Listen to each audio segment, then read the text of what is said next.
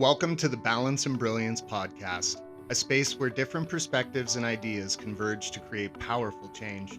I'm your host, Terrence Hanna, serial entrepreneur and performance coach, and I'm joined by host Zoe McMahon, Fortune 100 executive and lifelong change maker. In this show, we share our complementary experiences and perspectives on topics that both propel and limit us all. We hope that by tuning in, you're able to launch yourself further with balance and brilliance. Like and subscribe to support the channel, and be sure to drop a comment below to lend your balance and brilliance to the world. Let's dive in.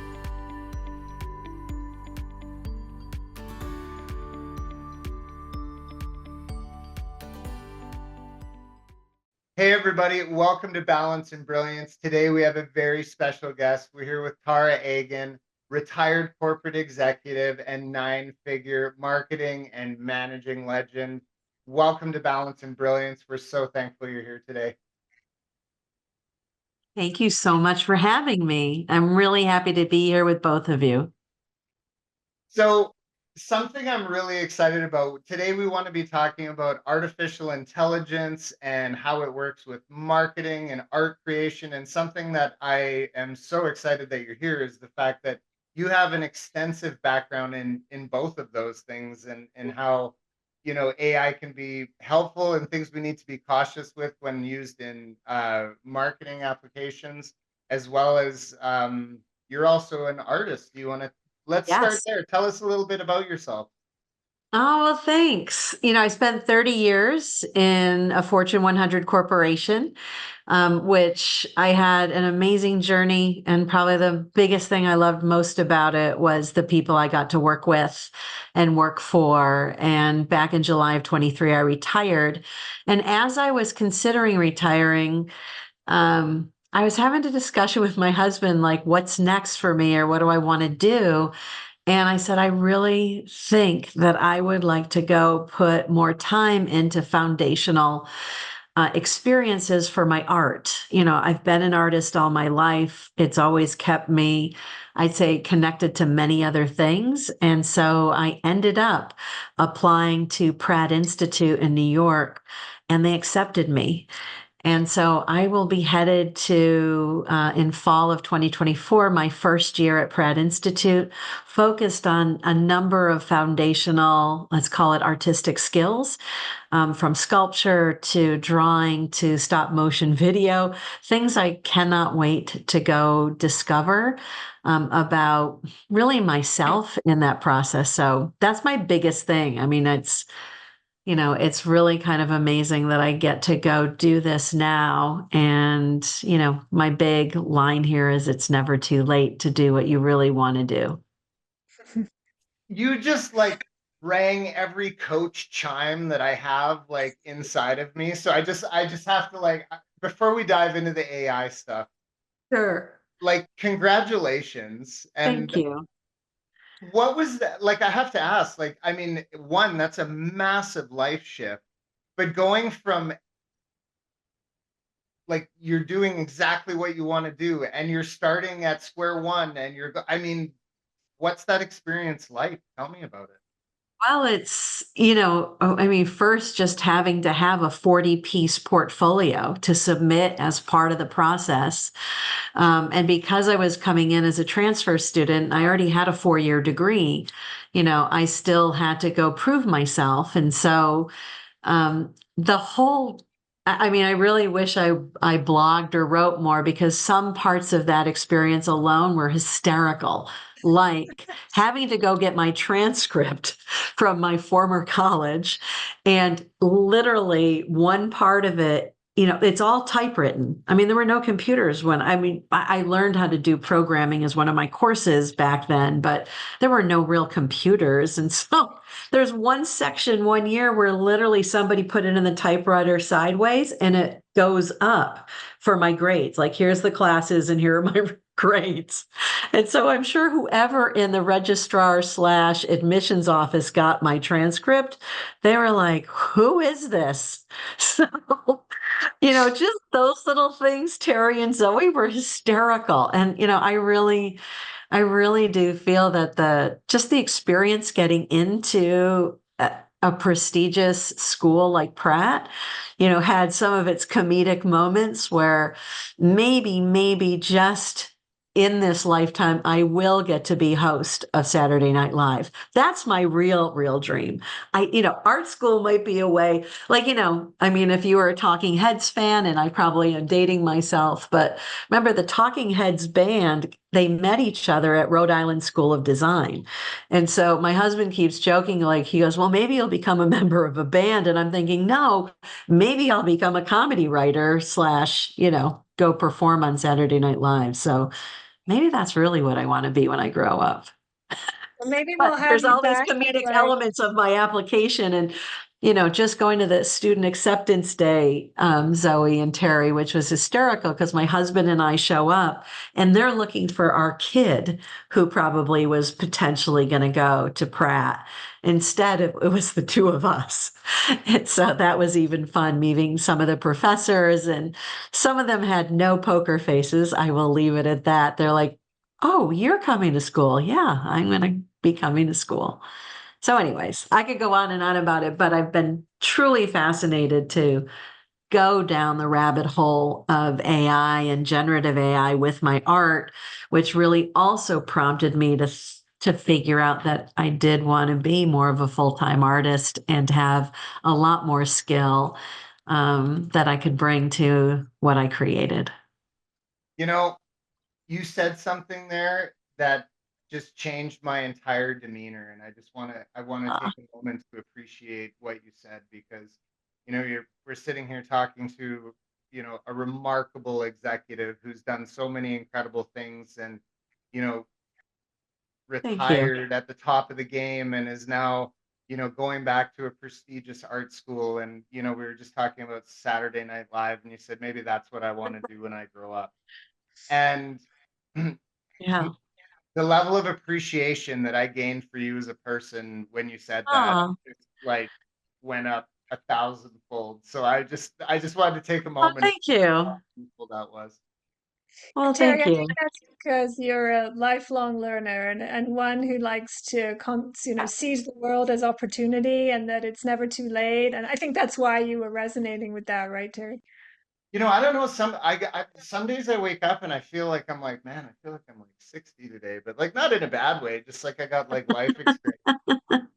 Looking at it from a perspective of when I grow up, I want to do that. I've never actually. I don't know if I've ever thought of that as an adult, and I used to think of that all the time as a kid. All the time. And I yeah, I want to talk about that more in a later episode, because I want that you really sparked something in me there. I want to chew Yeah. on. I wanted to Thank be you. an attorney, which is probably why I always got along very well with everybody in the corporate legal department. But from the time I was 8, I wanted to be an attorney, and I wanted to take somehow being a lawyer with my art and really getting into entertainment law, or, some level of law to that level. And when I got waitlisted, um, in 2 law schools, and then I got rejected, I thought my life was over, and it had just started. I mean, I would have never gotten into technology. I would have never built my own business at 21, which led me to tech. I mean, it's all kind of fun and funny when I look back on it. But yeah, if you had asked my little self, I mean, I'm sure these adults looked at me like, what do you want to be when you grow up? And they're, probably waiting for the line like, I want to be a teacher. Or I want to be, something in medicine. No, I want to be a lawyer. Uh, but anyways, that's a Tara, whole when other. did you, I know you've been an artist for a while and had that creative side. When did the AI thing kind of become part of it for you? How did that start? Started during the pandemic. And Zoe, as you know, I spent a lot of time in HP's personal systems business. And that is where you make PCs and other kinds of computing devices and accessories, et cetera. And I could never buy anything Apple. Never, and I would work with colleagues in that business, and they'd have an Apple phone, or they'd have blank, blank, blank. And I just couldn't do it. I couldn't do it as somebody working in the business competing against Apple. However, when I went back home to marketing after personal systems, I had to upgrade my phone. And the phone, person was like, hey, for $99, you can have, probably some last generation Apple iPad. And I was like, just give it to me.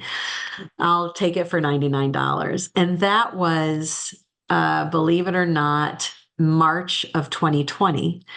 And then the pandemic hit. And I was like, I should teach myself how to digitally draw. I mean, I've been so foundational around other things. And that digital engagement really led me down the road at the height of the pandemic to meet up with a colleague of ours, Luke Thomas, who actually taught me crypto and got me very interested in cryptocurrency. And for my purposes, I really wanted to understand cryptocurrency because I really wanted to go create NFTs. I really felt that from digital drawing, digital painting, taking a lot of the skill from my watercolor paintings and applying it digitally could lead me to something that wasn't Bored Apes. I mean, I wasn't going to be a character-based artist, but it started to motivate me to do more portraiture. It started to really motivate me to think about how would I create characters? How would I have NFT experiences that were a little bit more abstract? And so that's how I got there. It was probably somewhere around, I'd say late 2020, early 2021. And I just dove in. I had no idea what I was doing with crypto. And it's kind of funny today that I actually have, investments in crypto, not only because of the kindness of a former colleague who really encouraged me to go explore, but also it led me into how could I be more exploratory with my art in a world in Web3 that I never imagined I ever would have jumped into. So that's how I got there. I love that, actually. My journey into Web3 was very, very different, but it's somewhat similar, actually. It was I sort of like stumbled into it, if you will. Mhm. I had a good friend of mine who introduced me to NFTs, and I was into crypto, and he said, "Yeah, you'd really like the NFT space because it they're they're similar tokens, but there's a lot more community surrounding Right. the individual tokens." And I was like, "Okay, that's kind of cool. I'll get into that." Obviously, same thing, pandemic, right? Yeah. And so I ended up getting into a project called Secret Pineapple Society on the Theta Network. And oddly enough, some of the a lot of the business dealings that I do in real life, persona are with Right. people who I've met and networked with in Web3. And so it's been an amazing tool for that. But I got Yeah. in out of a wanting to get more information faster on my investments. That's kind of how I got into it. It's interesting.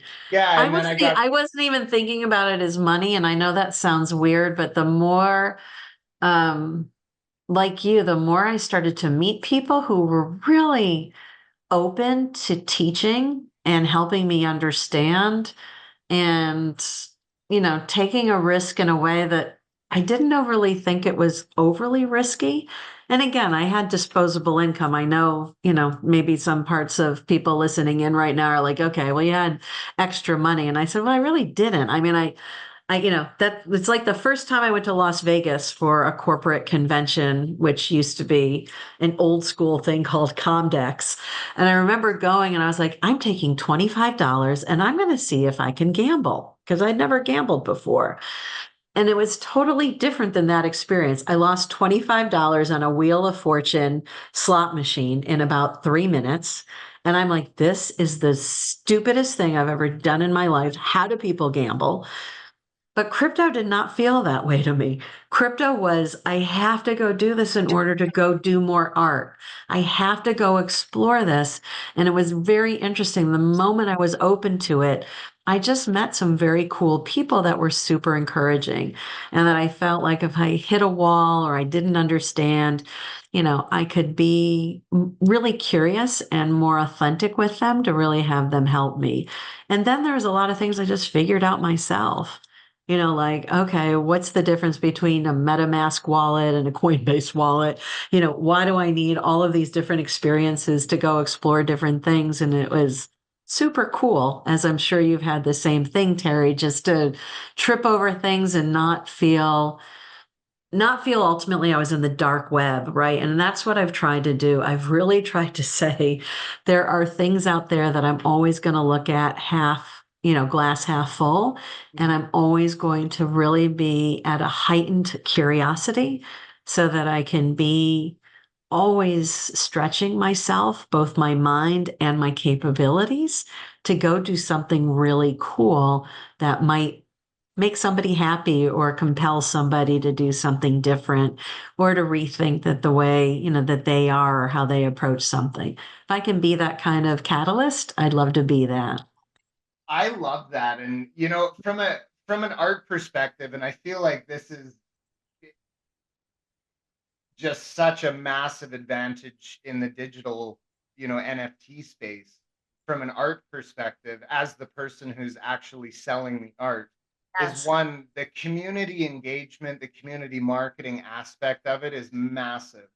But Yes. the smart contract aspect and how the asset physically changes hands, and there's like creator royalty fees. So unlike, if an artist paints a painting and sells it, you sell it and you get that one-time sale. But with an NFT, you can build a royalty in where every single time that piece of art Yes. changes hands, the creator's being compensated for that, and rightfully so. That's fantastic. So I feel like that's an episode unto itself, but I think some it people might totally be, is. And I actually met some super interesting people along the way that are trying to yeah, figure out how to authenticate that experience that consistently goes back to the artist. Because there are, I'd call it a few tricks out there where you could still do what I would consider old school transactions, which is, oh, I bought that Picasso, but Picasso, their family, whoever truly, created the work and owned the work originally, they'll never see that, on the Sotheby's lot go back to them. And so it's going to be interesting to see how authentic, those tokens can remain attached to the originator of what's been created. That'll be super interesting in our oh, for lifetime. sure. Yeah. I mean, and then too with NFTs, I think a lot of people, will just tie things around NFTs to art. But, when you're talking about non-fungible tokens, that's NFT stands for, Yes. getting into like tokenization of real world assets. There's, this is like we're talking like fringe tech right now, but Yeah. Well, it's what's very exciting interesting stuff. because in my exploratory self, there's somebody that's trying to, have you essentially tokenize your house, make it an NFT, your actual location. And I'm thinking, well, that's super interesting. I mean, I've probably moved at least 20 times in my lifetime. I don't, I've probably had home ownership for half of that. And it's like, I don't understand how that would follow me. So 23 Bonnie Bray, one of my big first households with my parents, I'm like, how would they still be owning that address if they didn't own the house? Anyways, that's for For the the audience to tokenization figure of out. real world assets, like think of that through man, we're going down a rabbit hole here. But if you think about like a skyscraper building, you Yes. break that down into 1 million tokens, and then ownership of that building is held. Transfership of ownership can be done without escrow through smart contracts. Oh, there you go. So there's a lot of applications for tokenization of real world assets. But tying this all back, people might be like, I thought we were going to be talking about AI, but Art and market. Yeah, that something is. about Web3, and it sounds like it was similar for you. That's how I got introduced to it. I found myself in this world surrounded by people who were way smarter than I was, Yeah. and I was learning about things that I had no idea. And then all of a sudden, I'm hosting this radio show, and everyone's talking about, we've got thousands of people tuning in every day, Yeah. and AI just became a natural part of the conversation, and that's how I got introduced to it. And then I had somebody who was working for me at the time said, "Hey, you should try it out." for ChatGPT for these kinds of applications, and I've been an AI junkie ever since. Yeah. Um, Well, so and I've done just the opposite, not so much on the copywriting side or the reinvention of how I write and what someone else would write it as, but I applied that to my art. And so what happened after the NFT, I'd call it excitement that I had, and then the overall depression of, let's say we're going into 2022. People are like, this is dumb. And people are coming out of the pandemic and they're like, I don't really understand NFTs. Why did I get really over involved?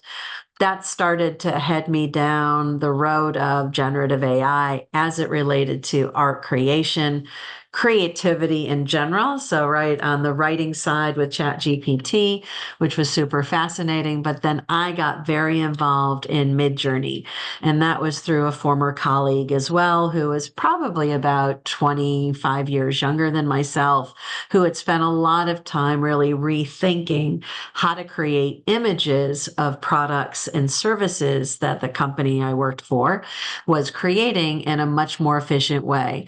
So let's think about this. When you do a photo shoot of a product, whether you're straight on shooting that product or you're setting it up in what we call a lifestyle shot, you're hiring a photo professional.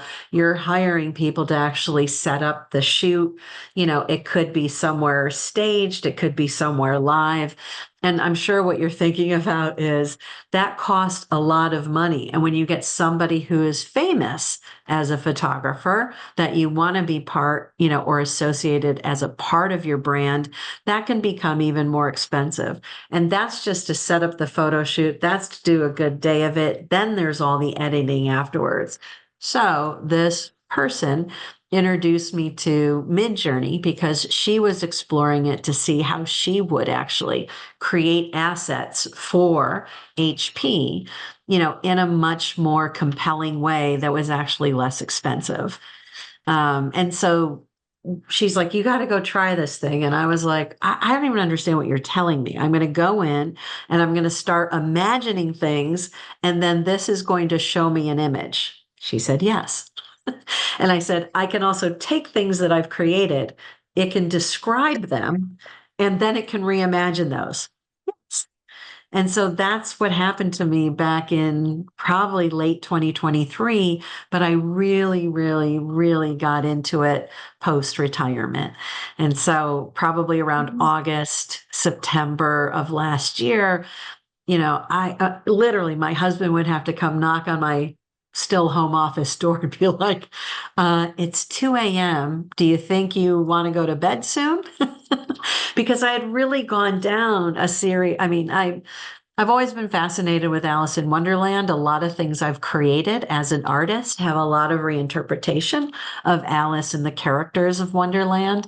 And I literally felt like Alice in Wonderland in Midjourney, going into these places that I could not believe how AI was reinterpreting, reimagining, not only what I created, but also sometimes my imagination. Because think about it. Zoe, you and I have a lot of historical experiences that somebody who's Gen Z, or Gen Y don't have. And so I can bring things into my art in Midjourney that are actually finding something that, might be really, I don't know, just something more culturally connected to a period of time that it might not be generationally connected to somebody who is younger than me right now. So that's been super cool, throwing in some of those ideas with my art to reinterpret my art and seeing what turns up too. So that's how I really got there. And I could go literally deeper and wider on what it's been to be an artist with this kind of tool. I don't think it's going to do overly amazing things for me yet, but at least it's pushing my boundaries of how I think, the level of curiosity that I can have, and literally what every artist I think fears, whether you're a painter, a sculptor, a writer, somebody who composes music. It's that blank piece of something paper, canvas, etc., Yeah.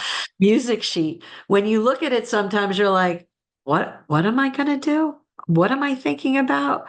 What was that when I went on that trip, that tree I saw? Did I, and you're going through your phone and you can't find the tree you really want to remember. So I think all of that could be super, super interesting in the near future soon. I absolutely agree. I mean, I something I'm thinking of right now is like somebody struggling with like an artistic blockage and Mhm. using AI as an inspirational tool or a muse, if you will. I think Yes. there's huge value there. And that's value that because something we were talking about before we started recording that I actually found quite fascinating was, the general rejection of AI as a medium. And I thought that was somewhat interesting. I've actually, let's Yeah, dive I'd love into to share that that. story with you.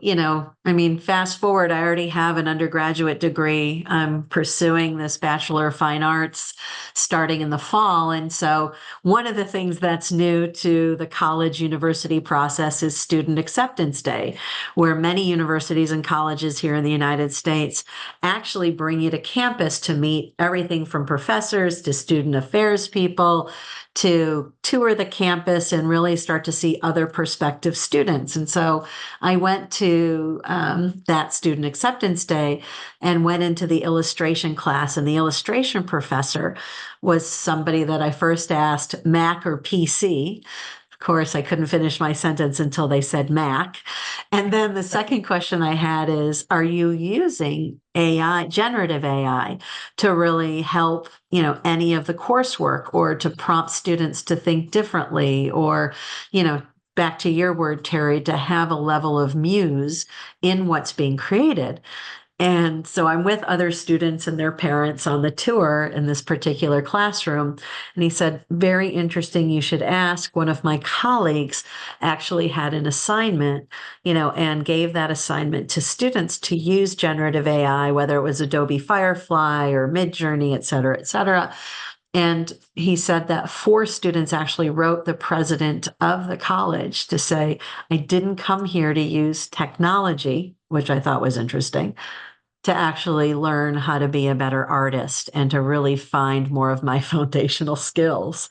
Hmm. And so it was a big backfire, which I thought was really interesting because I think the professor was really just trying to say sometimes you're going to get stuck.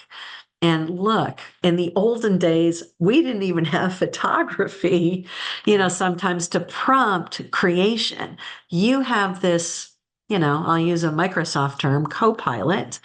You have somebody there with you that can really help you get inspired, go deeper on an idea. It's not saying to basically get the idea and copy it word for word. It's just somebody who can really be there in your imagination to help you think differently about, what would a purple nine-eyed monster look like hanging from a palm tree?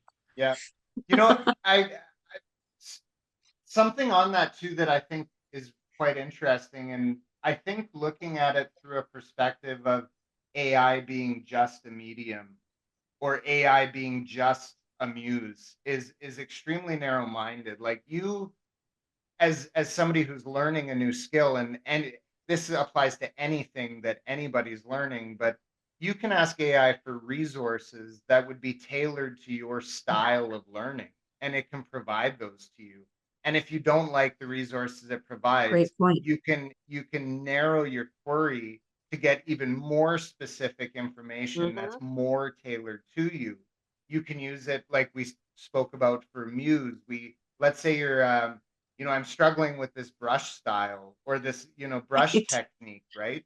So I mean, like you said, the co-pilot, like this is a personal assistant Yes. for school that you could use for anything, in my opinion. Mm. Yeah. Tara, I was wondering, reflecting on the revolt from the students who I imagine might be a younger generation, I'm not sure. And so I'm curious if you think over time, like I was laughing at that word technology because how you define technology depends on where you are in time, right? So That's right. if we fast forward 10 years from now, the type of technology we're talking about here may be so de facto part of the creative process that we don't even consider it to be technology anymore. So I'm just curious if you see that is how this is going, and what advice would you give either to students or also young marketing professionals who are facing these choices? How should they think about, their work right now? I think ultimately there's always going to be some level of foundational skill and capability you have to learn. Now, where those tools come into play, I mean, a paintbrush, still a paintbrush, but there's a variety of paintbrushes you use in a variety of situations. And I can imagine that there will be tooling in the future, that really, as I walked through the ceramics lab, as I walked through the jewelry making lab, there will be things that will move beyond, I'd call it the physicality of the things that I saw there.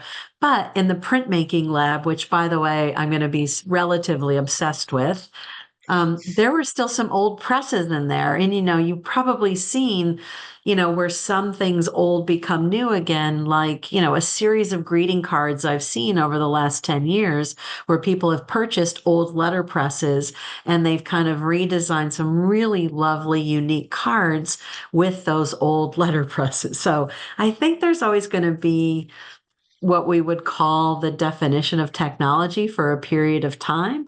And then I think it always will be inside of an additional tool set that will be experimental. But it is kind of funny, that technology word, because I'm thinking every one of those, let's call it 17, 18, 19-year-olds that I was on the tour with, all of them have their phones. All of them, are already, I mean, this is a generation that was born with a series of technology that is really, I would call it appendage at this point to most of them.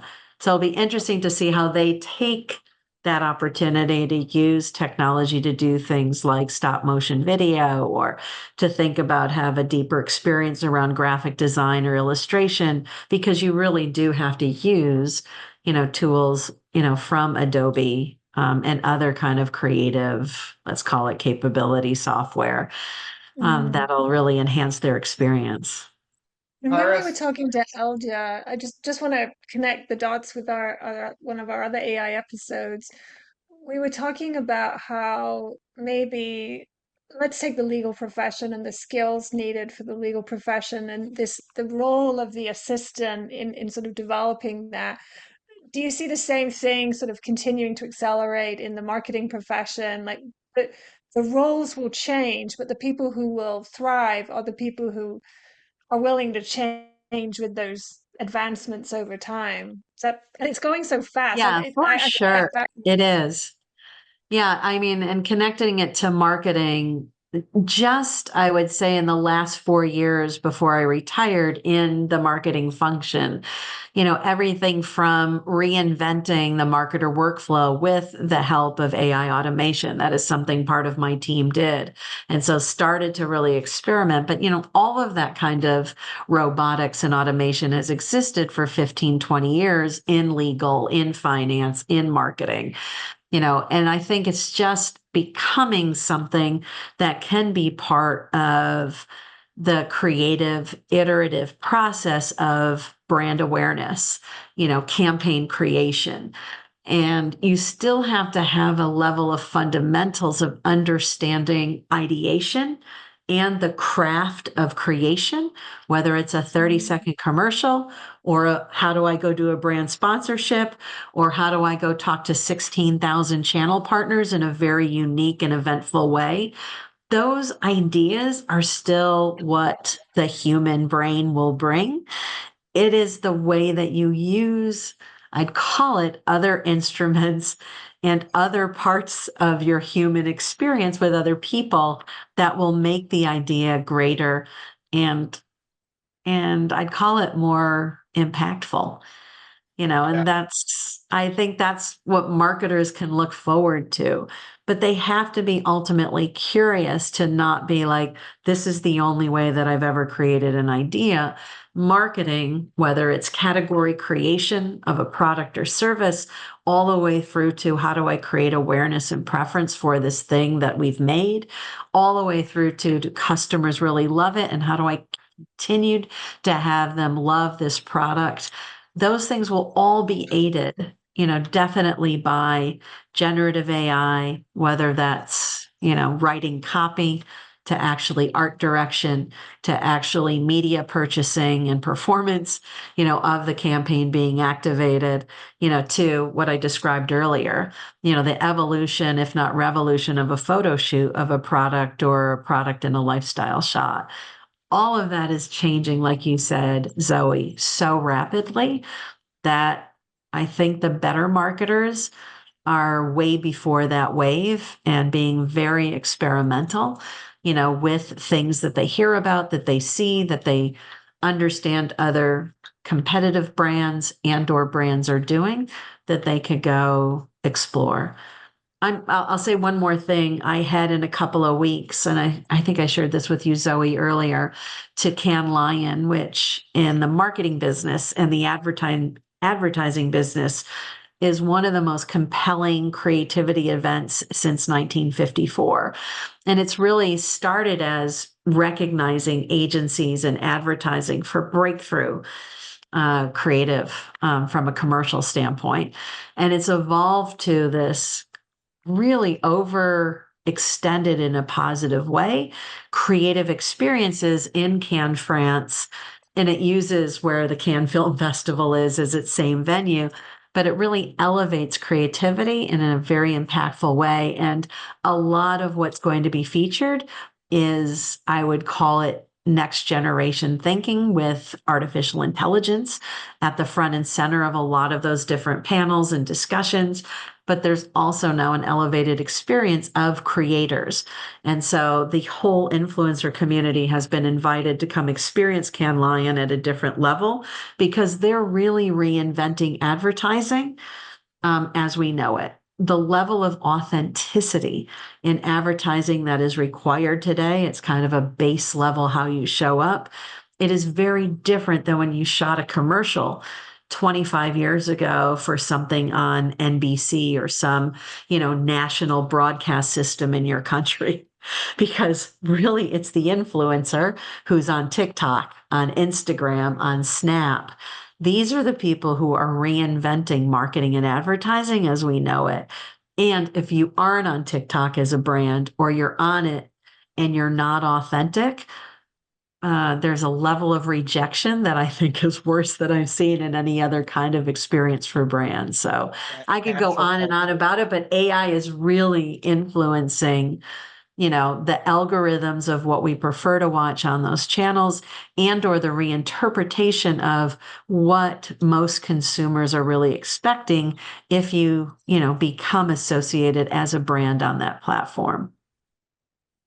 To tie that back to something that's really near and dear to me and, the artistic side of things, I feel this was really relevant here. So if you take a look at photography and the transition from film cameras to digital cameras, you know, initially there was a lot of, is this still real photography? Because, you That's don't need film and you're not actually developing your own images. They're just, they're all just printed off.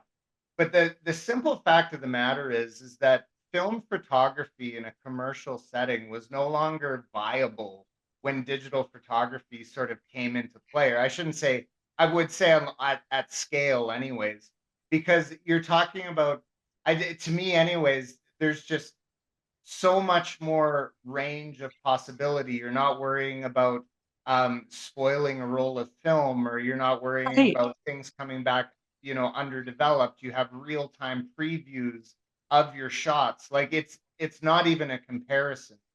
Now, nowadays, I think film offers a nostalgic feel that you really can't get from digital.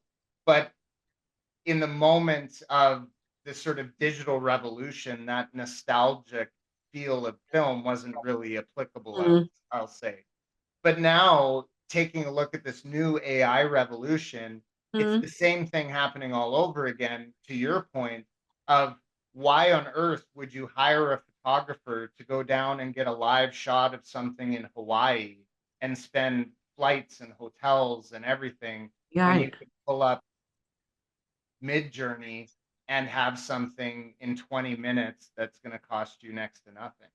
It's Yeah. again like the photographer with the digital camera is no longer commercially viable. It might be now, but when AI is being used by like when mass adoption, I would say, hits, I don't think there's really that's going to be commercially viable unless you're going for that nostalgic feel. Yeah, it could be. But in Midjourney, and I'm not really familiar with Adobe Firefly, but in Midjourney, again, when you're a prompt engineer, at the artistic level, you do need to understand, I would call it photography basics, because you actually can work with aperture and ISO and other kinds of language to reinvent the image that you're creating, which is super fascinating. So, not being a photographer myself, I'm really having to learn some of those basics to rethink what the image actually looks like, meaning, do I want it close up? Do I want it far away? Do I want it in a 16:9 format? So you really have to know some of those things. So Yeah. you can't, I go back to that capability and skill building. There are things you have to have as foundational knowledge in order to even go use generative AI. I mean, you can't go be a crappy writer that has a limited set of words and a limited understanding of your own language in Mhm. order to go, if you Write a don't book. if you do not expand your let's call it your base of words and language skill, then you're still not going to be a great writer. I mean, you Mm, still have to kind of connect the dots, I guess is my point. But I mm, do like the fact that I think a couple of years ago, there was a huge story about Gen Z really wanting some of their parents and grandparents, even their first generation digital cameras, because the way that those shot was somewhere between, an old Canon, or an old Nikon, and it wasn't necessarily a phone based camera. And there was this whole trend on Instagram and Snapchat that actually was capturing images through these old digital cameras. And the reason I know that is because my husband had one and we started to play around with it. It was super fascinating because you did, again, need to know photography basics in order to even use that digital camera in a much more meaningful way for the picture to actually be something that was, let's call it, better imagined and better created. Something you say Tara, that's you really, said, oh, sorry, Zoe, I, go ahead. Go ahead. I'm down a yeah. rabbit hole. Go ahead. Well, I wanted to pick up on a word you said earlier, but maybe use it in a different context, Tara. You said something about authenticity. And I think the other aspect of authenticity with all of this is the sense of manipulation, either fake, information or misleading information in this creative space. And so I'd love to hear your thoughts on the risks of AI in this creative space, if you like. Yeah, authenticity, I really have to share what I think about it because of the way that I was educated about it from hosting 5 interns in the last year of my career. Mm, And those interns really are the ones that taught me about TikTok and the power of TikTok and the way that brands, show up on TikTok, either in a positive way or a negative way. And so that my question to them was, what do you think is the best brand represented on TikTok? And hands down, they all almost in unison said, Duolingo. And I was like, Duolingo? Really? Tell me about that. It's unscripted. There are characters telling the story about how to learn a language, through their owl based brand logo. there's these really funny settings where very rarely you have humans interacting with them. And when you do, it's kind of strange. It's almost like an episode of Teletubbies, or, you can go back to any kind of child episode. But the thing that they loved the most about it was the way that each of I call it interactions, and I would call them a 15-second or 20-second or 30-second spot were shot, which was no film, literally, jagged edge kind of camera shots, and things that didn't look overproduced. And so authenticity really, for, I think, brands, marketers representing and helping brands grow and perform and connect with customers, is going to come down to that Duolingo example that I hold in the front of my mind all the time when I'm looking at things on TikTok or Instagram. And now I find that I just move on if it's like beautifully produced or overshot or overscripted, or all those things that I think we came to expect, a brand to be when it wanted to talk to me. And it's just the opposite, really, for Gen Z. And I think they're over influencing the way that brands are trying to find themselves, find their voice, their, I call it connectivity to a consumer that is much more meaningful, and the story that they're telling that the consumer doesn't necessarily want to hear, but is open to hear. And I think that openness is part of that authenticity. And so I love that question, and I love the example I can give you, because it's really helped me rethink as a marketer and a brand marketer, the way that, ultimately the next generation of purchasers really want and expect from your brand product or your brand service. But do you see any risk of like AI kind of polluting brand authenticity? As I don't know you see what I'm saying? Yeah, I think that's why there's probably a lot of conservative approaches to using AI in marketing at this point, especially as you talk about, um, let's call it content creation, is probably the bottom line. Not so much on the activation of that content. I think that's pretty much still a straight line. But ultimately, what I do think is content creation is, there's a level of conservatism, I think, for a lot of companies that don't really want to be overly, um, they don't want to be overly scripted, but they also don't want to give away a lot of what they're doing for an algorithm somewhere in the world to pick up and start reinterpreting. So that's what I think is going on now. I don't know if you remember, Coca-Cola, probably about 8-9 months ago, actually had a contest, and it said, hey, come.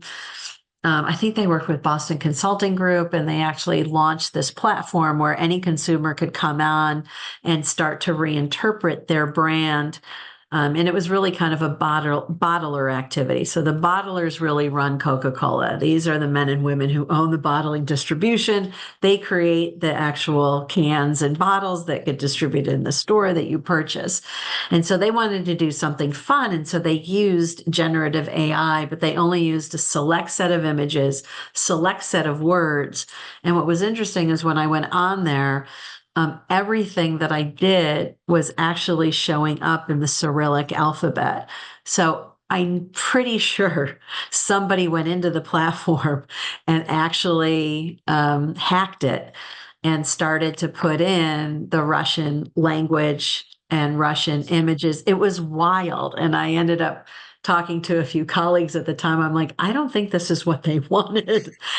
And so I think that's what people fear, is just, does the technology run away from them? Are there things in their control points for, really what the brand stands for? And I think, Zoe, you probably know this very well, like I do. I mean, risk management is one of the core competencies of what a corporate board and, a CEO or a chairman and CEO on that board represent, which is, you don't want to kill your brand.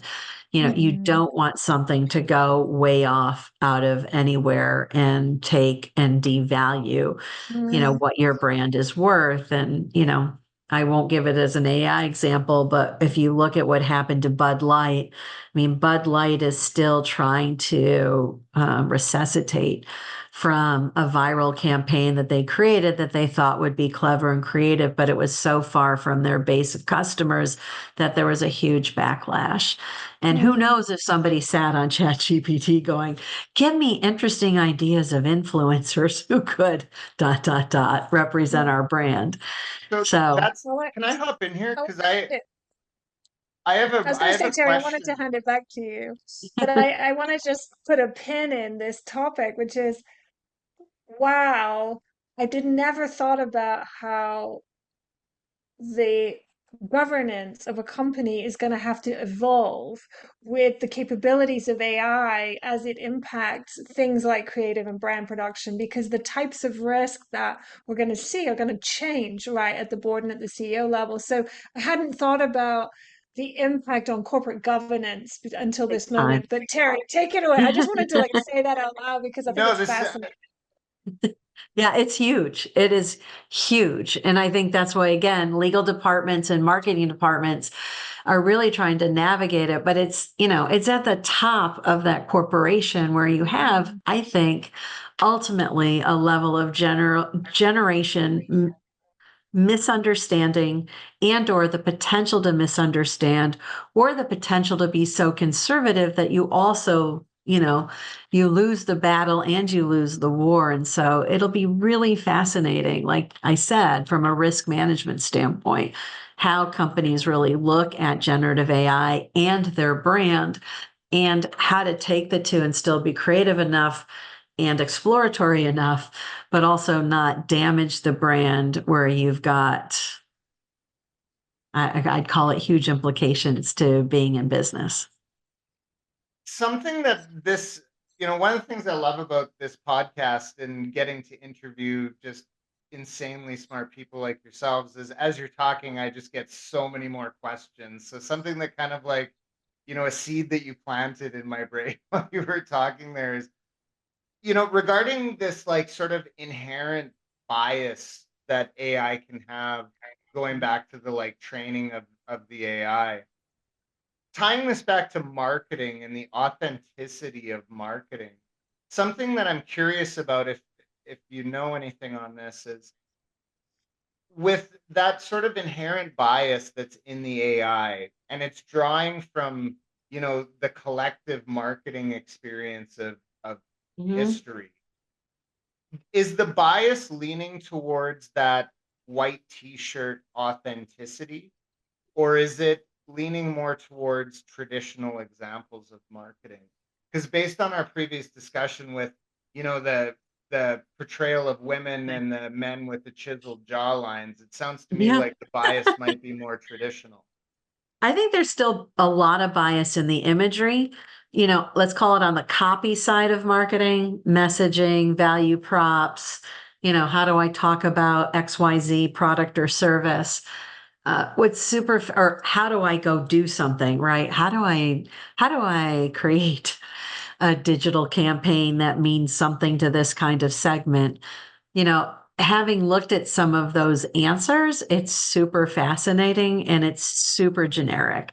The how-to kinds of questions to Chat GPT, about how do I do marketing, or how do I create a piece of content, or how do I write a direct mail campaign? Mhm. They seemed overly simplified in their answers to me. I think drilling down into true specifics, like how do I go do this? That's why marketing departments, I think, inside of companies have a huge opportunity. It's kind of like their own wiki, right? In the old days of wikis, there's this general Wikipedia, and then there could be this internal set of information that gets aggregated, interpreted, tested, and becomes the best answer for that employee in marketing or in finance or in legal or wherever you are in your company, to have the answer that means the most to that brand and that business. And so I do know that there are companies working on, let's call it, their own Chat GPT, where they can come up with better answers, quicker answers. And I always thought there was as I was retiring, I really wished I could have recorded things that I knew, for 30 years of working at the same company.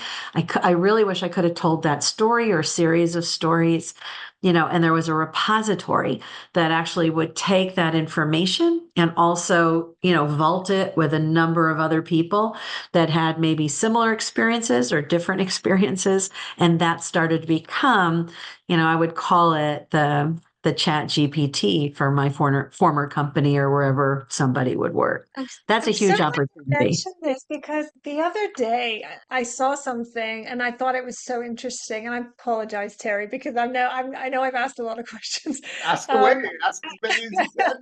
I it was kind of an analogous to cloud computing versus private cloud. And this thing that you were saying is about you've got Yes. this public Gen AI, and suddenly you're now moving into private Gen AI instances that I think allow for, again, goes back to allowing for more competitive differentiation with the intellectual assets that maybe you've got at your company, like you were saying about how you've been able to feed that in. I think that's awesome. And I hadn't thought about that until just now, but I saw that article and I was like, oh, yeah, Yeah. that's really interesting. I mean, let's think about how you learned early in your career. I learned through storytelling of, I started out in sales and, there were so many people who had already been there, selling for 8, 10, 15 years. And so those stories really built what I could actually think about when I marketed or helped channel partners of HP market the products of, Hewlett Packard back then. And I just think like if you had all of those stories or all of those fast facts, inside of your private, chat GPT, there's so much power in, again, that human connection, the human storytelling, the fast facts that I just felt like I carried these things for years. I think those are what people would love to tell stories around in Yeah. marketing and hear them, whether it's Coca-Cola, whether it's JP Morgan Chase, whether it's Target. There are these founder stories and there's these things that would build on the intelligence of that brand emotion. And so ultimately, if I was a new marketer at HP Inc., I could go in and I could pressure test, oh, I really want to go do blank. I want to go do a trade-in program of LaserJet printers. Well, back in 1994, Tara Agen did the first trade-in program for Hewlett Packard's LaserJets. And here's a story from Tara as to how she did it. And that would be super cool for a marketer or anybody in a function that could actually go tap into that historical knowledge that would help them build something on brand and something more consumer or business customer connecting. Oh yeah, I mean, using like Disney as an example, imagine the new generation of Disney employees being Yeah, able to go back and relive Walt's experiences building that's the business. exactly right. Like you're talking about that core brand authenticity. I've actually never even thought about that as a potential application before. I think, when you take a look at all of the possible applications and implications of AI being used within any type of corporation, I think that not embracing it is similar to being scared of the sun, right? I mean, That's right. you can live in the dark, or you can find ways to use the sun to grow crops and you know solar panels and XYZ. It's Yeah. not if we should use it, it's how do you use it. I could talk to you for days, so Well, I'm vice versa. Me too with the two of you. It's just really been a humbling experience. It's wonderful to always have my other side of the brain kick in sometimes because sometimes I'm deep into creation in a way that, shows up on a canvas and not necessarily through this kind of video and audio recording. So I'm super thankful to both of you for this opportunity. Well, I always like to wrap up with a question and I'll pass it over to Zoe, but something I think that would just be so tremendously valuable for people watching this and people who can learn so much from your experience and everything that you've shared Oh. is, if there was two AI platforms that companies and professionals should be keeping an eye on right now so that they can stay ahead of the curve, um, what would you think that those two would be in your experience or your advice? Um, I do think, somewhere in the world of Mid-Journey, although I think Adobe will, on the Firefly side, from a content creation, visual creation standpoint, that'll be a super interesting place to continue to observe. And then I think I've recently seen a number of different platforms coming out of China, one being Filmora, which is actually super fascinating in video content creation. I think everyone is looking for, some level of AI help in video making. And I think that hasn't been really done yet. I think there's still a lack of sophistication. You're still shooting it on your phone, you're trying to edit there's somewhere out in that world, and I don't know what the answer is yet, but I think in the film video creation space, AI will be super fascinating. And I think what I described in the photography example earlier will happen in that video creation space. And you're going to see just a lot more. I mean, I'm imagining that the hour that we spent with each other, at some point, you'll be able to take the recording.